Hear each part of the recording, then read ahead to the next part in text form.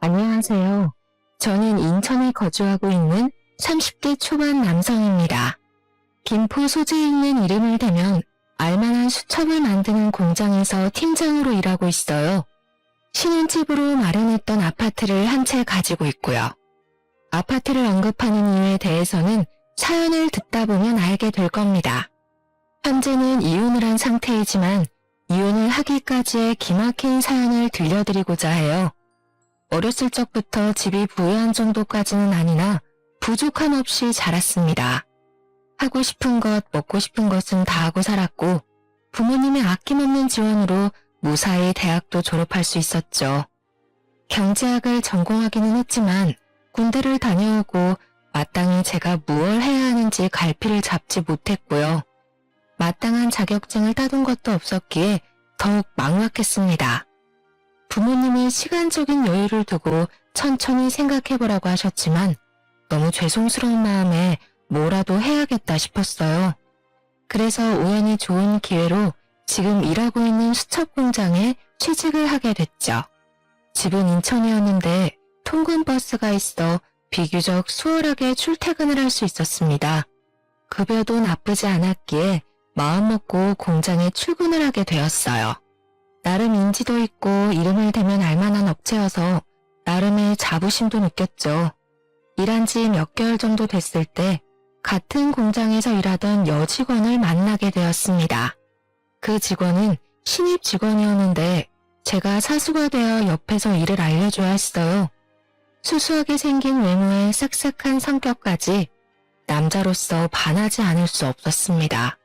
자연스레 서로 연락처를 주고받게 됐고요. 그렇게 사수와 부사수 사이가 되었죠. 이지은 씨, 입사한 지 한 달이나 됐는데 그동안 도대체 뭘 배운 거야? 사수가 누구야? 뭘 가르쳤길래 이렇게 간단한 업무도 하나 처리 못해, 어? 내가 아니었으면 어쩔 뻔했어? 잘리고 싶냐고. 입이 있으면 말을 하란 말이야. 과장님, 이지은 씨 사수는 접니다. 무슨 일인지는 모르겠지만 이제 막 한 달 된 직원이에요. 제가 조금 더 자세히 알려줄 테니 너무 노여워 마세요. 이제 한 달밖에 안 됐는데 뭘 알겠냐고요. 뭐? 영은 씨, 내가 자기 그렇게 안 봤는데 말이야. 상사가 말을 하면 네 하고 말 것이지 뭘 잘했다고 내 말에 토를 달아? 자기도 잘리고 싶어? 도대체 직원 교육을 어떻게 시키는 거야? 사수면 책임을 지고 실수하지 않게 잘 가르쳐야지. 죄송한 말씀이지만 그렇게 과하게 뭐라 하시는 것도 정도껏 하셔야 합니다. 신입 직원이 알면 얼마나 한다고 그러겠습니까? 과장님은 신입 때 실수 안 하셨어요? 왜 애꿎은 신입한테 히스테리를 부리냐 이 말입니다. 뭐? 영은씨, 말 다 했어? 내가 영은씨 그동안 잘해주고 오냐오냐 하니까 내가 만만해 보여? 사수나 부사수나 다 똑같구만. 나 참 진짜 어이가 없어서. 뭐? 히스테리? 어디 히스테리 마음껏 부려줘? 에헤이, 김 과장도 그만하면 됐어요. 사수가 잘 가르치겠다잖아요. 더 큰 소리 내지 말고 다들 각자 자리에 가서 일합시다. 자, 김 과장도 진정하시고 영훈 씨도 얼른 일 봐. 사실 김 과장님은 40대 중반인데 노처녀 히스테리를 늘 직원들에게 부리고는 했었죠. 저는 그러려니 할 수 있었지만 신입 직원이었던 전처는 그걸 감당하기 어려웠을 겁니다. 그렇게 그날 우리는 퇴근 후 술 한잔을 하게 됐고 저는 원래 사회생활이 그런 거라며 위로를 해주었어요. 나이도 어린데 공장에서 힘들게 일하며 잘 살려고 노력하는 것 자체가 대단한 일이라면서요. 그 기회로 우리는 서로에 대한 호감이 생겨 연인 사이로 발전하게 됐죠. 그렇게 2년 정도의 연애 후 우리는 자연스레 결혼에 대한 이야기를 하게 됐습니다. 서로 결혼할 나이가 됐고 벌이가 적당할 때 결혼을 하자는 뉘앙스를 풍겼기도 했고요. 사실 여자친구는 연애하는 기간 동안 짠순이 기질이 있었습니다. 저보다 3살 어렸는데 어린 나이에 경제활동을 하다 보니 아껴야 한다는 생각이 강한가 보다 했죠. 공장을 다니며 나가는 식비가 아깝다며 집에서 도시락을 싸와서 먹기도 했습니다. 데이트를 할 때에도 고급진 레스토랑보다는 순대국밥, 기사식당, 분식집을 더 좋아했고요. 한 번은 생일 선물로 조금 비싼 가방을 사주었는데 뭐하러 이런 거에 돈을 낭비하냐며 혼을 내기도 했어요. 또래보다 사치를 부리는 일은 없었고 평소 행동을 보아도 전혀 씀씀이가 해프거나 하지 않았기 때문이죠. 보통 아내 또래 여자들은 인터넷으로 선물 받은 명품을 자랑하거나 비싼 음식을 먹으러 가면 사진을 찍어 올려 자랑하고는 하는데 아내는 그런 게 없었어요. 물론 아내도 친구들과 어울려 놀기 좋아하는 여느 청춘의 20대였지만요. 자신이 카페에서 마시는 커피값을 아끼려고 공장 내 탕비실에 있는 믹스커피를 먹고요. 언젠가 한 번은 그러더라고요. 자기도 다른 여자들처럼 명품백 자랑하고 비싼 옷도 사입고 여행도 다니고 싶대요. 하지만 그럴 시간에 젊었을 때 조금이라도 돈을 더 벌어서 미래에 투자하고 싶다는 겁니다. 지금 벌 수 있을 때 바짝 벌고 나중에 마음대로 하고 싶은 거 좋아하는 거 하면서 살고 싶다고요. 나이 들어서 돈에 전전긍긍하며 사느니 그게 낫다고요. 남들이 보면 지질이 궁상처럼 보이겠지만 여자친구를 사랑했기에 그 마음 하나로 결혼에 대한 결심을 굳혔습니다. 그리고는 양가 집에 인사를 드리러 가게 되었습니다. 아, 안녕하세요. 영훈 씨와 교제 중인 이지은이라고 합니다. 잘 부탁드려요, 어머니. 아이고, 영훈이 드디어 네가 정신을 차린 모양이구나. 잘 됐네, 잘 됐어. 아가씨, 우리 영훈이 만나느라 고생이 많죠? 참하게도 생겼네. 그래, 저녁은 먹었어? 어서 와서 앉아요. 시장할 텐데 밥부터 먹자고. 직장 잘 다니게 해주셔서 감사하다고 기도한 게 엊그제 같은데 가정을 꾸리게 되다니. 너무 축하해, 아들. 우리 며느리도 앞으로 잘 지내보자꾸나. 결혼 준비하면서 부족한 게 있거든 언제든지 말하렴 도와줄 테니. 부모님은 제가 결혼을 하겠다고 말하니 입꼬리가 떨어질 줄 모르게 좋아하셨죠. 며칠 뒤 여자친구 집에도 인사를 가게 됐습니다. 마찬가지로 식사 후에 커피 한 잔을 하며 이야기를 나누었습니다. 여자친구 집에서는 예비 장인과 장모가 자기들은 여유가 되질 않는다며 많이 보태주지 못해서 미안하다고 하셨고요. 어차피 우리가 하는 결혼이라 양가 부모님들께 크게 손을 벌리고 싶지는 않았기에 문제가 될 건 없었습니다. 그러면서 저한테 집은 어디에 구할 거냐는 둥, 모아놓은 재산은 얼마냐는 등 질문이 많으셨어요. 하나밖에 없는 딸을 시집 보내는데 당연히 궁금하시겠거니 하고 나름의 계획을 말씀드렸습니다. 우리 집도 여유 있는 형편은 아니었기에 우리들이 모은 돈으로 시작할 예정이라고 말했고요. 표정이 약간 어두워지는 듯 했으나 이내 알았다며 결혼 준비를 잘해보자고 하셨어요. 예, 영훈아, 너에게 줄 것이 있어. 나중에 결혼 자금으로 주려고 모아둔 돈인데 이걸로 필요한 거 사고 그래. 집은 이 엄마가 사주마. 직장과 가까워야 하니 미리 받은 아파트가 있거든. 거기로 해줄 테니 행복하게 잘 살기만 해. 에이, 엄마, 이러지 않으셔도 돼요. 나도 직장 자리 잡았고 스스로 할 수 있어요. 넣어두세요. 제가 벌어서 알아서 할 테니 걱정 마시라니까요. 감사하게도 부모님께서는 그동안 모아놓은 돈을 보태주시며 작은 아파트까지 마련해 주셨습니다. 처음 시작하는 인생인데 빚 없이 살아야 한다며 자신들도 어차피 일을 하니 걱정하지 말라셨고요. 조금 무리해서 직장 근처에 있는 집을 마련해 주셨죠. 당연히 혼수는 저와 여자친구가 모아둔 돈으로 해야겠다는 생각을 했습니다. 자기, 지금 모아둔 돈이 얼마나 있어? 부모님이 집까지 해주시고 여윳돈도 주셨는데 이 돈으로 하는 건 조금 아닌 것 같아. 우리 힘으로 혼수 정도는 채워넣어야 할 것 같은데 자기 생각은 어때? 나 사실은 사정이 좀 있어서 모아놓은 돈이 1,000만 원이 전부야. 미리 말하지 못해서 미안한데 부모님이 나이가 있으시니 수입이 일정치 않으셔서 내가 조금 도와드렸어. 어린 동생도 있고 그동안 직장에서 일하는 기간에 비해 생각보다 모은 돈이 별로 없다고 느낀 저는 조금 우아했습니다. 얼마를 어떻게 보태주는지 굳이 따져 묻지는 않았어요. 저였어도 부모님이 힘들다 하시면 당연하게 도와드렸기 때문이죠. 이해했습니다. 그래도 있는 돈을 모아 혼수를 마련하기로 했고 가구와 가전을 사서 들여놓으니 조금씩 신혼집의 구색을 갖추기 시작했죠. 결혼 준비를 하며 집을 부부 공동 명의로 해야 세금이 조금 줄어든다 하여 혼인신고를 미리 했고요. 그렇게 상견례도 하고 몇 개월이 지나 행복하게 결혼식을 올렸습니다. 물론 그 일이 터지기 전까지는 세상을 다 가진 것 같은 기분이었죠. 결혼 생활은 평범했습니다. 하지만 같은 공장을 다녀서 그런지 주변 시선들이 신경 쓰였어요.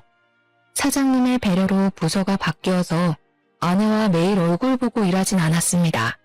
아무래도 같은 공간에 있다 보면 다른 사람들이 불편해할 수도 있었으니까요. 신혼집에서 함께 아침 차려 먹고 저녁 차려 먹는 평범한 일상이 당연하게 느껴질 때쯤이었어요. 여보, 내 남동생 말이야. 곧 초등학교도 가야 되고 이만저만 드는 돈이 너무 많아. 친정에서 수입도 일정치 않은 데다가 요즘에는 학원도 3-4개씩 다닌다더라고. 뒤처지면 안 되니까 어떻게든 해야 되는데 나는 내 월급 친정에 보탤게. 뭐? 그게 말이 돼? 아무리 사정이 어렵다지만 같이 벌어서 저축도 해야 되고 우리도 언젠가는 아이가 생길 텐데 미래를 준비해야 하는 입장이잖아. 조금 더 넓은 집으로 이사도 가야 하고 말이야. 많이 도와드리지는 못하겠지만 월급 전부를 주는 건 조금 과하지 않아? 벌이가 적은 것도 아니고 내 월급쯤이야 없어도 솔직히 먹고 사는 데는 지장 없잖아. 그리고 어머니가 주신 돈도 있고 여유가 없는 것도 아닌데 내가 내 월급도 마음대로 못해? 여보가 너무 이기적인 거 아니야? 뭐? 이기적이라고? 그럼 나도 우리 엄마한테 내 월급 다 줘도 되냐? 말을 그렇게 하면 안 되지. 처가댁도 사정이 있으신 건 알겠지만 우리도 엄연한 가정이야. 우리 가정을 위해서 써야지 왜 장인 장모님한테 돈을 그렇게 주는 건데? 장인어른도 일하시고 장모님도 일하시는데 아무리 그래도 그렇지. 월급 전부는 좀 심하지 않아? 저는 솔직히 어이가 없었습니다.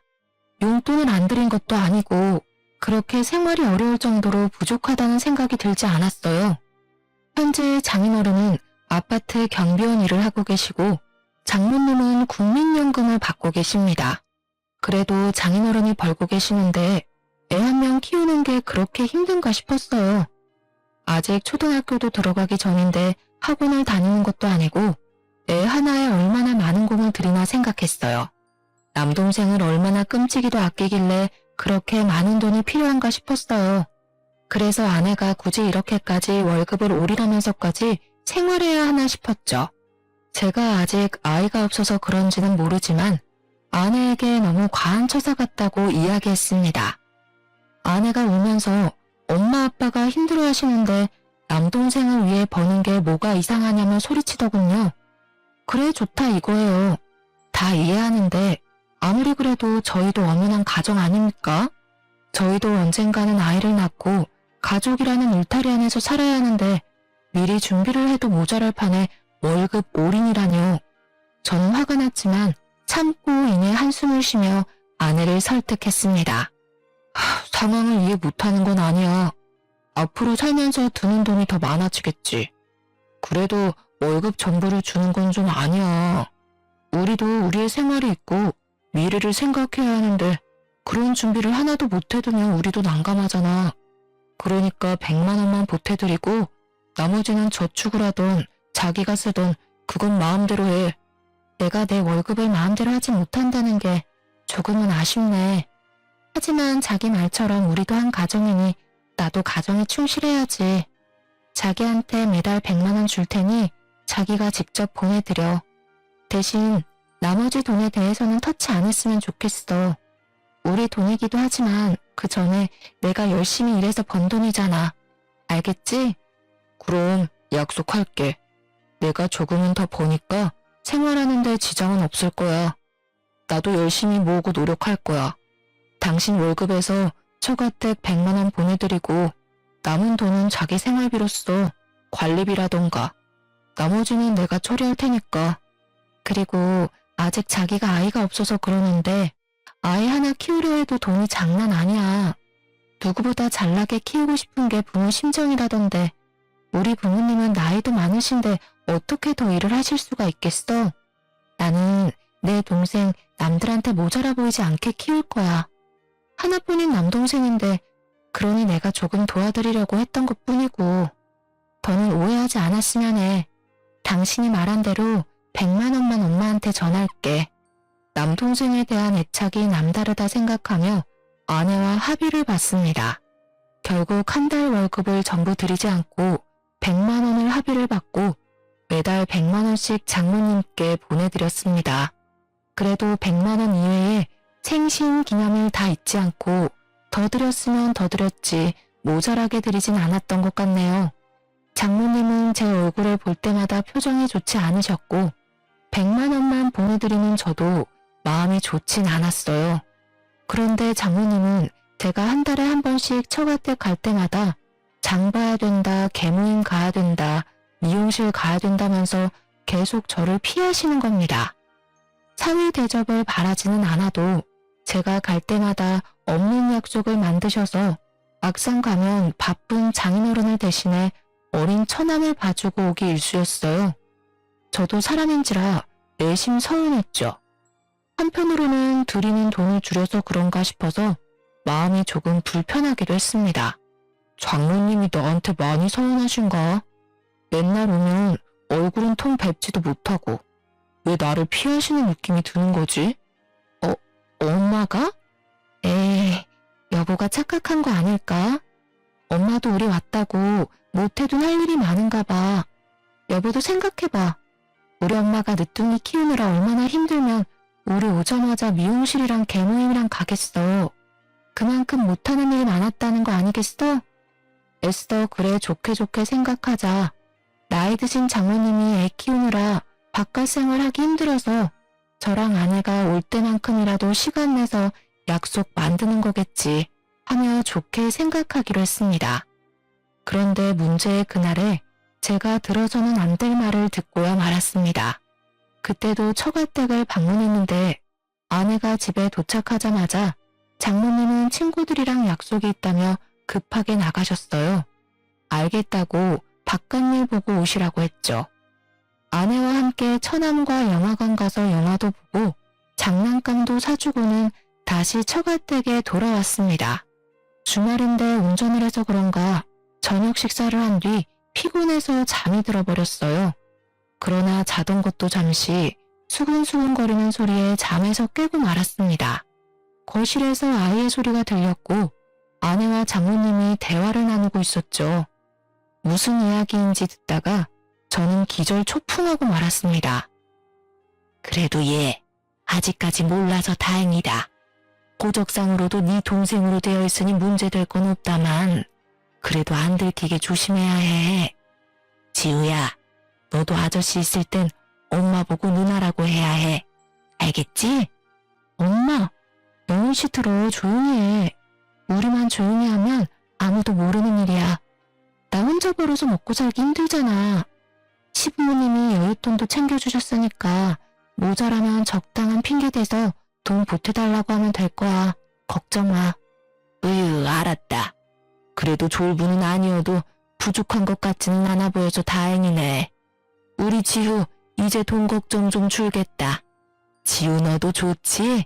누나가 돈 많이 벌어주니까. 지우야, 엄마가 항상 미안해. 지우가 엄마라고 부르고 싶어하는 거 알아. 엄마랑 할머니랑 있을 때만 엄마라고 해야 해. 알겠지? 아저씨나 다른 할머니 할아버지 계시면 누나라고 꼭 부르고. 착하지 우리 지우? 아내는 나이 차이가 많이 나는 7살짜리 남동생이 알고 보니 동생이 아니라 지 자식이었던 거예요. 고등학생 때 일진 무리와 어울리다 사고를 쳤고 임신을 해서 낳은 아이가 어린 처남이었습니다. 아이의 아빠는 누군지 모르며 자기 자식인 걸 모르니 둘만 조용히 하면 되는 거라는 이야기를 하는 겁니다. 근데 아이가 다 듣고 있는데도 저런 말을 하는데 아이는 일말의 표정 변화도 없는 겁니다. 자기 엄마가 내 아내라는 걸 알면서도 아내의 아들은 지금껏 아내한테 단 한 번도 엄마라고 부르지도 못한 거였어요. 당연히 내 엄마인데 엄마한테 왜 누나라고 해야 하는지 어린 아이여서 이해가 안 될 텐데 말이에요. 그리고 엄마 말대로 부자는 아니지만 집안도 나쁘지 않아. 어차피 아파트까지 해주셨으니까 더 이상 돈 들어갈 데 없을 거 아니냐고. 내가 엄마한테 내 월급 그대로 주자고 했는데 절대 안 된다는 거야. 나중에 우리도 애 낳고 살려면 미리 준비해야 한다고. 그래서 100만 원만 보내게 된 거야. 어쩔 수 없었어. 그런데 난 우리 지우 좋은 학원 보내주고 좋은 거 입히고 하려면 돈이 더 필요해. 그러니까 아무 걱정 말고 돈 부족하면 이야기해. 알겠지? 알았다니까 그러네. 지우는 걱정 말고 너는 일단 김서방이나 잘 구슬려 봐. 사람은 괜찮아 보이더만. 잘 구슬리면 그래도 돈을 잘 줄 것 같던데 이왕 이렇게 된 거 지우 동생도 보고 나중에 애가 태어났는데 헤어지자고는 못할 거 아니니. 애가 지금 지우 하나 키우는 것만 해도 얼마나 힘든데 또 애를 낳으라 그래 엄마는. 일단 지우 건강하게 잘 크는 것만으로도 나한테는 고마운 거야. 아빠 앞에서도 입 조심해야 해. 그리고 영훈 씨와 나 사이에서 아이를 가질 생각은 없어. 때를 봐서 임신하기 어려운 몸이라고 둘러댈 생각이야. 저는 듣다가 너무나도 기막힌 사실에 아무 소리도 못하고 그 자리에서 주저앉고 말았습니다. 우당탕탕 소리가 나자 헐레벌떡 아내와 장모가 일어나더니 어쩔 줄 몰라 하는 게 아니겠어요? 지금 제가 들은 게 도대체 무슨 소리죠? 여보, 이게 다 무슨 소리야? 내가 들은 게 사실이야? 지우가 자기 동생이 아니라 아들이었어? 사실이야? 무슨 소리야? 우리는 그런 이야기 한 적 없어. 자기가 자다 일어나서 잘못 들은 거 아니야? 어떻게 그런 생각을 할 수가 있어? 웃기지 마. 내가 분명히 들었어. 당신과 장모님이 나눈 대화 내가 다 듣고 있었다고. 시침이 뗄 생각은 하지 마. 어떻게 그런 걸 속이고 결혼을 해? 이 결혼은 무효야. 이게 사기 결혼이지 사기 결혼. 나 참 어이가 없어서. 그리고 나와 당신 사이에는 아이가 없을 거라고? 무슨 말 같지도 않은 소리야. 아니 여보, 내 이야기 좀 들어봐. 당신이 오해하고 있는 거라니까. 사기 결혼이라니 여보. 이야기 좀 하자니까. 자네가 잘못 들은 게 맞아. 우리는 그런 이야기를 한 적이 없어. 아무래도 자네가 많이 피곤한가 보구만. 자네가 오해한 것 같은데 우리는 절대 그런 이야기를 한 적이 없어. 그럴 리도 없고 말이야 김서방. 제발 말이 되는 소리를 좀 하세요. 제가 처음부터 다 들었다는데 다들 왜 이렇게 고집이야? 진짜 어디서 사기 결혼을 해가지고 안 비켜? 이럴 거면 결혼을 왜 한 거야? 이건 명백한 사기라고. 아이 보기 부끄럽지도 않냐? 언성이 오가고 소리가 점점 커지자 아이가 겁에 질렸고 울기 시작하더군요. 저는 그 길로 짐을 싸들고 신혼집으로 돌아왔습니다. 당장 부모님께 사실을 알려야 했지만 저도 생각 정리를 해야 했기에 어쩔 수 없이 신혼집으로 왔고요. 상상도 못한 일이 저에게 벌어진 것도 웃긴데 몇 년을 절 깜쪽같이 속였다 생각하니 너무 괘씸하고 문학이 짝이 없었습니다.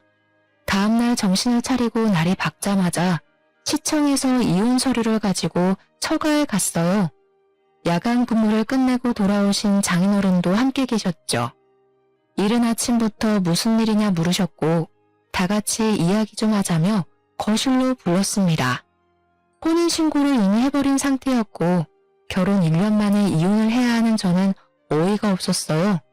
거실에 장인 장모 아내를 불러다 앉히고는 이야기를 했어요. 이혼 서류를 턱하니 내미니 장인어른은 이게 뭐냐며 어리둥절하셨고 아내와 장모님은 거의 반포기 상태로 될 대로 되라는 듯이 말했어요. 어제 거실에서 나눈 이야기는 뭔지 사실인지 물었죠. 그래, 나 고등학교 때 많이 사고 쳤어. 흔히들 말하는 일진이라고 하는 무리랑도 어울렸고 그렇게 방황하면서 술도 먹고 담배도 폈다. 그러다가 아이가 생긴 걸 알게 됐지. 아이 앞에서 할 말은 아니지만 이미 알았을 때는 수술할 수 있는 시기도 놓쳤어.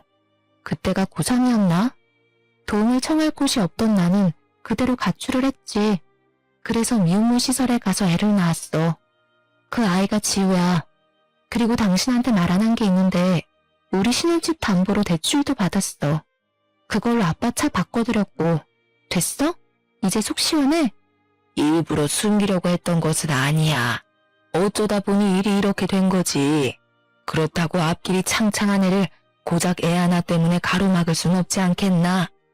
지우한테는 미안하지만 우리 호적에 올려 동생으로 키울 작정이었어. 문제될 건 하나도 없고 말고 호적 정리도 깨끗하고 그러니 자네가 이해를 좀 해주었으면 좋겠어. 알고 보니 아내는 거의 모든 것이 거짓말이었어요. 그리고 무엇보다 충격적인 건 결혼 준비를 하면서 부부 공동명의로 된 집을 담보로 3천만 원이라는 큰 돈을 대출을 받았다는 겁니다.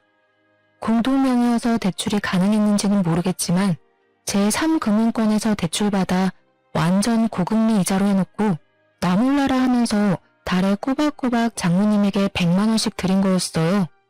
그 돈 어디다 썼냐고 화를 냈더만 그 돈으로 장인어른 차 바꿔줬다는 겁니다. 이 말도 안 되는 상황에 너무나도 당당하고 태연한 그들의 모습을 보고 치가 떨렸습니다. 그래, 이왕 이렇게 된 거 더 말할게. 사실 우리 아빠 차 오래되긴 했어도 굳이 바꿀 정도는 아니었어. 근데 이제 딸내미 덕 좀 보고 살 때 되셨잖아. 나이도 있으시고. 그래서 아파트 출근하러 갈 때 더 좋은 차 쓰라고 10년 만에 차 바꿔드린 거야. 딸이 아버지 효도해드리겠다는데 그게 그렇게 이상해? 아니, 효도는 당신이 직접 번 돈으로 해야지. 왜 우리 엄마가 해준 아파트로 담보받은 거면서 왜 당신 마음대로 써버렸어?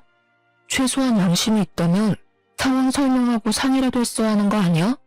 어차피 결혼한 마당에 공동명의니까 상관없지 않아? 당신은 장인한테 효도하는 게 그렇게 싫어? 그렇게 안 이꼽니? 대출 좀 받았다 쳐.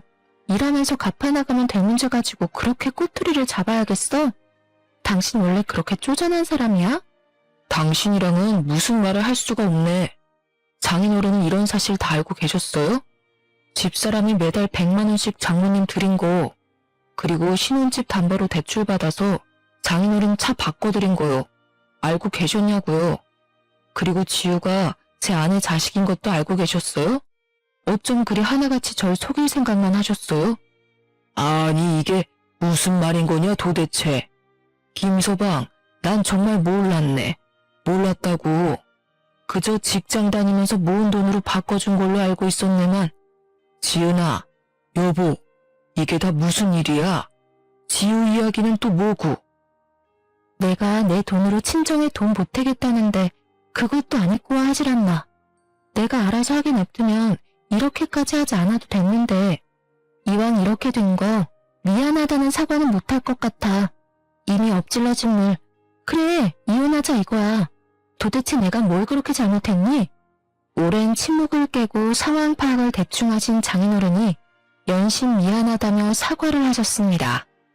저는 뒷골이 땡겨서 아내와 장모님의 뺨이라도 후려갈기고 싶었어요. 하지만 사과를 하시는 장인어른과 그런 어른들의 모습을 바라보는 어린 처남을 보고 겨우 참았습니다. 아내와 장모님은 한 번만 봐달라고 자신들의 이야기 좀 들어달라고 사정했지만 제가 매정하게 이혼 서류에 도장을 찍으라고 하자 적반하장으로 나왔습니다. 장인어른은 도대체 무엇하는 짓이냐며 아내와 장모님께 소리쳤지만 그들은 막무가내였어요. 자네 그거 아나? 이미 혼인신고를 한 마당에 이혼하게 되면 신혼집으로 마련했던 아파트를 반으로 나누고 위자료까지 줘야 해. 아이의 양육비를 줘야 한다는 얘기야. 부부 공동명의잖아. 그러니 나누어야지 안 그래? 당신 그만하지 못해? 그게 어디서 배워먹지 못한 태도야? 김서방한테 무릎을 꿇고 빌어도 모자랄 판국에 무슨 자신감으로 그런 태도냔 말이야. 내가 자식 농사를 잘못 지었어. 그만 좀 해. 뭐? 이 양반이 정말 모지리 같은 당신도 내가 걷어주지 않았으면 이렇게 살지도 못했어. 지은이 임신해서 애기 낳아왔는데 그럼 애를 길바닥에 버려? 말이 좋아서 친척이 사정이 있어서 맡긴 아이지. 바보도 아니고 말이야. 도대체 내 팔자야. 뭐? 지우가 지은이 애란 말이야? 처갓댁 당숙 자식이라며? 그건 또 무슨 소리야? 지은이가 언제 애를 낳았어? 왜 이런 이야기가 나오는 거냐고. 정말 뻔뻔하게 굳이없네요. 내가 알아도 한참을 잘못 알았네. 아니, 처음부터 내 잘못이었어. 그때 사수로서 일만 했어야지. 내가 눈이 멀었었나 보네. 나 절대 가만히 있지 않을 거야. 절대로 그냥 못 넘어가. 장모님과 아내는 너무나 당당한 태도로 얼토당토 않는 이야기를 하는 겁니다. 결국 저도 지우를 생각해서 끝까지 잡고 있던 이성의 끈을 놓아버리고 말았죠. 그래서 가사소송으로 혼인 취소만 하려고 했는데 그들을 사기죄로 고소를 하기로 마음먹었어요. 제가 해온 집을 부당하게 담보까지 받아서 장인어른 차를 바꿔주었으니까요. 더욱 가관인 것은 아이가 아내의 아들이라는 것을 장인어른도 오늘에서야 아셨던 거예요. 장모님 친척분 중에 사정이 있어 호적에 대신 올려 키워주고 있다는 걸로 알고 계셨던 거죠. 딸내미가 배가 불러왔음에도 몰랐던 건 장인어른이 그 시기에 해외 출장을 다녀온 덕분에 정말 하나도 몰랐다는 겁니다. 그대로 부모님께 사실을 말씀드렸고 얼굴을 뵐 면목이 없었는데 오히려 저를 걱정해 주셨습니다. 화를 내실 줄 알았는데 오히려 마음이 힘들 저를 위로해 주시는 모습에 가슴이 아팠어요.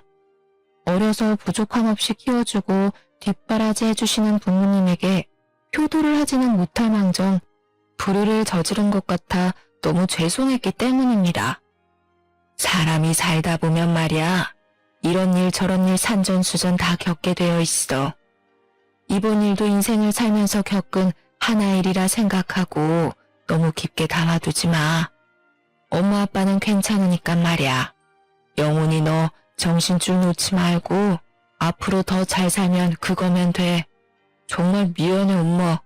나도 직장 잘 다니고 자리 잡고 좋은 모습 보여주려 했는데 뜻대로 되질 않아서 엄마랑 아빠한테 너무 미안해요. 전 그 파렴치한 놈들을 절대 용서하지 않을 생각이에요. 엄마 아빠한테 미안해서라도 그렇게 못하겠어. 꼭 천벌받게 할 거야. 며칠 뒤 변호사를 선임해 사기죄로 그들을 고소했어요. 동시에 혼인 무효 소송, 정신적 피해 보상을 요구하는 소송을 진행하기로 했습니다. 당연히 아내에게 유책 사유가 있었고 재판은 저에게 유리한 쪽으로 흘러갔죠. 아내가 부부 공동명의를 빌미로 대출을 받아 빚을 만든 점, 본인의 아이를 동생이라 속이고 그 사실을 배우자에게 의도적으로 숨긴 점, 맞벌이로 같이 일하고 가사노동을 하긴 했으나 본인이 얻은 이득은 가정에 하나도 도움이 되지 않은 점 등 아내에게 유책 사유는 너무 많았습니다. 오히려 아내가 저에게 8천만 원의 위자료를 지급해야 한다는 결론이 나자 아내는 항소를 했습니다. 자신도 맞벌이를 하고 집안일을 했는데 왜 위자료를 줘야 하냐며 말이죠. 재판에서 지던 날 법정을 나오며 저에게 악에 받쳐 소리를 치더라고요. 끝까지 이렇게 나오시겠다. 맞벌이하면서 나도 가사를 분담해서 잘했고 아내로서의 역할 충실히 이행했어. 재산 분할이 불가하다니 가님키나 한 소리야? 난 절대 얌전하게 안 끝내. 절대로. 곧 죽어도 자기 잘못을 모르는구나. 당신 사기죄가 얼마나 큰 죄인지는 알고 하는 소리야? 인두껍을 쓰고 어떻게 그런 짓을 할 수가 있어. 지나가는 개를 붙잡고 왈왈 짖기만 하지. 즉 개 같은 소리라는 거야. 맞소송? 까짓 거 해. 아직도 당신이 뭘 잘못했는지 모르는가 본데 어디 한번 끝까지 가보자고. 사기죄든 뭐든 꼭 콩밥 먹게 해줄게. 처음에는 처가댁도 변호사를 선임해서 항소하고 맞소송을 하기도 했어요. 하지만 여유가 없던 그들은 수임료를 감당하지 못했던 탓에 1년 정도의 긴 법정 싸움 끝에 결국 저에게 소송을 취하해달라고 찾아왔습니다. 제가 쉽게 소송을 취하해주지 않자 저희 부모님에게까지 찾아왔더군요. 어느 날 장인어른은 지우를 데리고 저를 찾아오셨습니다. 자네가 그동안 얼마나 힘들었을지 내 감은 안 잡히네만 감히 말할 수도 없는 노릇이고 소송도 내 의지와는 상관없는 일이지만 애초에 지은이와 마누라는 나는 안중에도 없었어. 미안하지만 자네가 나를 봐서라도 선처를 해주면 안 되겠나? 내가 자식을 잘못 키웠네. 못난 이 사람을 봐서라도 용서해주게. 아저씨, 한 번만 봐주시면 안 돼요? 진짜 미안해요. 우리 엄마 혼내지 말아주세요. 지우가 잘못했어요. 미안해요. 자네가 그날 그렇게 집에 가버리고 나도 더 이상 같이 살 수가 없어서 나왔네. 처음에는 혼자 나왔는데 지우가 지은이랑 마누라 틈 사이에 껴서 제대로 살 수가 있을까 해서 결국에는 내가 데리고 나왔지. 그래서 지금은 원룸에서 같이 생활하고 있네. 자네에겐 정말 미안하지만 다시 한번 말하지만 제발 선처를 해줄 수는 없겠나? 장인어른은 어린 처남, 아니 그 여자의 아들을 데리고 오면서까지 아이를 봐서라도 한 번만 선처해달라고 사정을 했습니다. 장인어른이 저지른 잘못도 아닌데 괜한 심술로 욕보이는 것 같아 죄송할 따름이었어요. 장인어른과 지우에게 식사를 대접해드리고는 집으로 돌려보냈습니다. 물론 그 와중에도 아내와 장모였던 사람은 얼굴도 안 보였지만요. 장인어른만 간간히 찾아오시며 미안하다는 말씀과 함께 직원들과 일하면서 마시라고 커피를 사주고 가실 뿐이었습니다. 솔직히 장인어른과 아이만 아니었으면 모조리 감옥에 보내버리고 싶은 심정이었죠. 저는 결혼 준비를 하며 쏟아부은 시간과 돈을 모두 받아내고자 했습니다. 저희 부모님이 힘들게 마련해주신 집과 그에 대한 노력의 대가들까지도요. 하지만 지후 그 어린아이가 신경이 많이 쓰였어요. 사실 제가 신경 쓸 이유는 없었지만 어른들 싸움에 저 아이가 무슨 죄가 있나 하고 가슴이 아팠습니다. 엄마를 엄마로 부르지도 못하고 억압받으며 자라왔을 저 불쌍하고 곱디고 온 아이를요. 앞으로 밝은 미래에서 활기차게 살아도 모자란데 더 이상 아이에게 상처를 주고 싶지 않았습니다. 그래서 원하는 대로 돈을 다 받고 싶었지만 적어도 아이는 먹고 살아야 했기에 위자료 3천만 원만 받는 조건으로 원만히 해결하기로 했고요. 그렇게 결론이 나니 짧지만 그동안의 일이 영화처럼 스쳐 지나가더라고요. 무엇을 위해 이렇게 살아왔나 싶을 정도로요. 물론 아직도 생각하면 굉장히 화가 나고 괘씸하기도 하지만요. 당신 앞으로는 아이를 봐서라도 이렇게 살면 안 돼. 아이가 당신만 보고 사는데 당신이 안 좋은 모습 보이면 아이가 어떻게 생각하겠어? 엄마를 엄마로 부르지도 못하게 하고 인간으로서 그게 할 수 있는 일이냐고. 나와는 사이가 이렇게 끝났지만 앞으로 지우를 위해서라도 잘 살아. 그리고 두 번 다시 내 눈앞에 띄지 마. 여보, 고마워. 당신에게는 정말 못할 짓을 했어. 앞으로는 우리 지우 봐서라도 내가 정말 열심히 살게. 선처해줘서 고마워. 앞으로 더는 연락할 일 없을 거야. 정말 미안했어. 건강하게 잘 지내. 자네가 어려운 결정을 해주어서 고맙네. 정말 고마워. 내가 자식, 마누라 관리를 잘못한 탓이 크네. 자네도 우리는 잊고 이제 행복한 삶을 살길 바래. 그동안 미안했네. 그들은 연신 저에게 미안하고 고맙다며 인사를 하고 그 뒤로 연락이 끊겼죠. 그것이 저와 그들의 마지막이었습니다. 이혼하고 2년 정도밖에 지나지 않았지만 저는 그동안 안정을 되찾고 열심히 공장에서 근무했습니다. 일에 집중한 덕분에 올해는 팀장 자리까지 승진했고요. 신혼집으로 마련했던 아파트는 이혼한 뒤 급매로 곧장 팔아버렸고 돈은 다시 부모님께 드렸습니다. 나중에 저 말고 부모님을 위해 노후 자금으로 쓰시라고요. 그리고 저는 회사 근처 방 2개짜리 집을 얻어 살게 되었습니다. 당시 전처와 같이 신입 직원이었던 남자 직원은 대리로 승진했는데요. 가끔 전처와 연락을 주고 받는다고 합니다. 제가 묻지 않았는데도 어느 날 와서 점심 식사를 하고 커피 한 잔을 하는데 와서 이야기하더라고요. 팀장님, 지은씨 충청도 쪽으로 내려가서 자리 잡았나 봐요. 거기서 견과류 포장하는 공장이었던가? 다시 취직해서 일 시작했나 봐요. 아직 재혼을 하거나 그런 건 아닌 것 같더라고요. 박 대리, 나한테 굳이 그 이야기를 하는 이유가 뭔지 모르겠어. 이미 그 여자와 나는 끝난 사이라 더는 그 여자에 대해 알고 싶지가 않은데 말이지. 계속 연락하고 지내나 본데 이거 하나는 분명하게 전해줘. 나 같은 사람이 생기면 내가 쫓아가서 그 남자 살려줄 거라고. 내가 두 눈 뜨고 살아있으니 나한테 했던 같은 실수는 반복하지 말라고. 에이, 김 팀장님도 참. 욕먹을 행동을 해서 그렇지 성격은 착했잖아요. 제가 팀장님께 괜한 말을 전해드린 것 같네요. 요즘은 이혼이 흠도 아니잖아요. 돌싱 몰라요, 돌싱? 그래도 근황은 알려드리고 싶었는데 제가 생각이 짧았어요. 죄송합니다. 그래, 박 대리도 여자 만날 때 조심하라고. 예쁘다고 반해서 덜컥 만나고 그러면 안 돼. 신중해야지. 그러다 내 꼴 난다니까. 이제 시덥지 않은 농담 따먹기 그만하고 어서 가서 일 봐.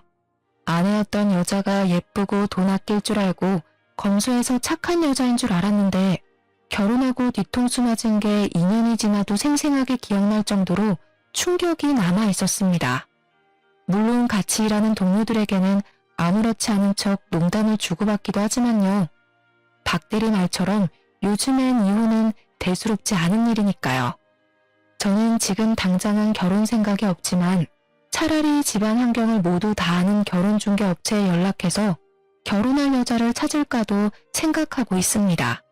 물론 소개팅 회사에 연락하면 인위적인 만남이란 게 마음에 걸리지만 이렇게 사기꾼들이 판치는 세상에서 온전한 내 가정을 만들려면 어쩔 수가 없는 것 같거든요.